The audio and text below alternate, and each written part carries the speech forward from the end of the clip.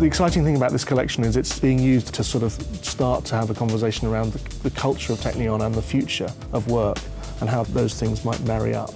There are two components to the project. We've done a small collection of tabletop objects and a small collection of furniture objects. Both are touching on these issues around sustainability and community. These pieces are intentionally symbolic, emblematic and simplified. So in a way they're diagrams of a setting or they're diagrams of a function. They might well become real physical pieces some way down the line, but at the moment they're a kind of assembly of thought processes.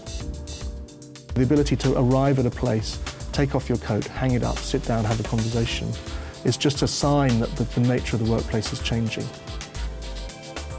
They do two things really. One is it's a touch point to try and get us back to the fundamental understanding of materiality. The other is to try and drill down and connect people in a physical way to the objects that they use. So it's about value, it's about touch, it's about sort of sensorial feedback. The high table is a new take on what could be the sort of lightest, simplest workstation you can have that just touches on what the future might be. We have perhaps pushed the boundaries on intimacy with this love seat. It's to do with a kind of openness and honesty.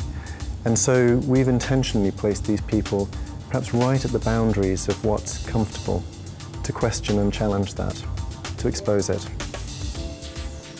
In the objects we've tried to communicate stories, but in a very simple way. And it's also tapping into Teknion's currency of kind of stripped back. So they're not overly decorative objects, but they're still rich, which is what we've been trying to sort of tack into.